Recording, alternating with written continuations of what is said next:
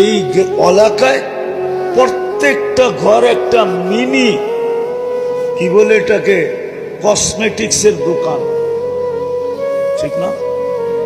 কি প্রত্যেকটা ঘরে হবে না ছোট একটা দোকান? না হবে না? হ্যাঁ, আমি ঘুরে বলতেছি। তারপরও মুসলমানের এই দুরবস্থা আজকে কেন?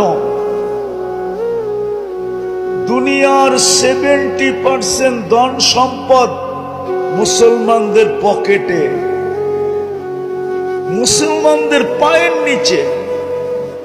মুসলমানের চেয়ে বেশি তেল কার কাছে আছে? তেল মুসলমানের কাছে, গ্যাস মুসলমানের কাছে, সোনা মুসলমানের কাছে, রূপা মুসলমানের কাছে। দুনিয়ার সবচেয়ে বেশি অর্থ মুসলমানদের কাছে।